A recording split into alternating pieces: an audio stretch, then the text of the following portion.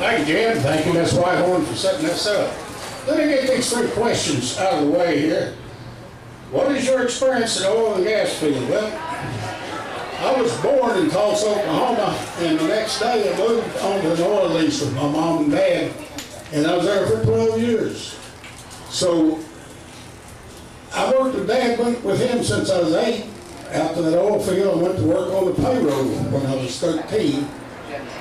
And been in it ever since. We moved to Hominy. I worked for a construction firm called Hill and Lay Construction until I was out of high school. They built all kinds of stuff in the oil fields there in Osage County. After I got out of high school, I worked as a pumper for Mr. Lester Graham for 2.5 years. I worked for on one of the last cable tool rigs that was operating in Osage County. It was a location up near Bartlesville. That's quite an experience. I worked on rotary drilling rigs in California, Osage County, many places. Then I worked for Baker Oil Tools in California for 2.5 years as an oil field service engineer. We run downhole tools, float shoes, packers, squeeze tools, you name it. We did fracking, squeezed cement, did cement jobs, some casing cement jobs.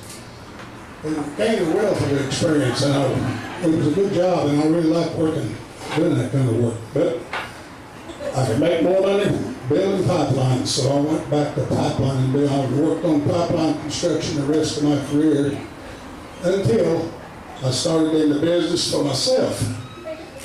I invented, patented, and went into the manufacturing business, built a bunch of these machines that padded pipe.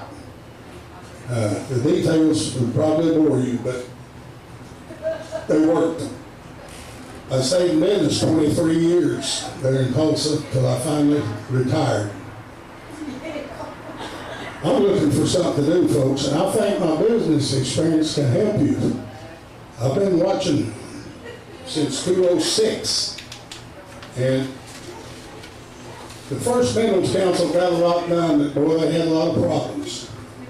But there was some big timber cut there. They did good. The second Mineral Council came along, seemed like they had a little more business experience about them or something, but they really come on. They got a hold of this Mississippi Line construction concession deals and put together some of the most lucrative deals we could imagine. It was great.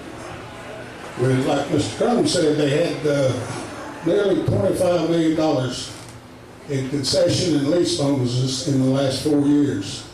We're producing now 14,000 barrels a month, a day, which we get our percentage of.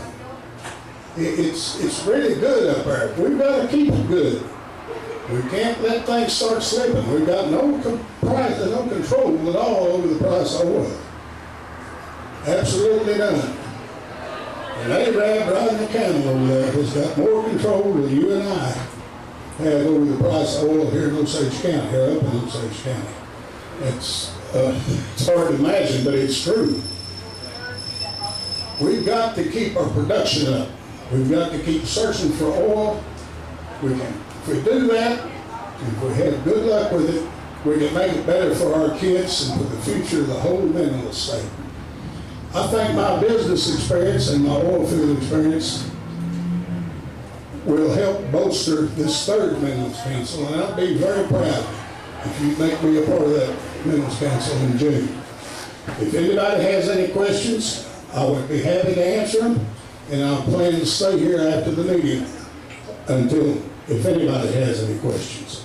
Thank you all very much for your time, and thank you again, Ms. Whitehorn and Jim, for setting this up. Good. Good.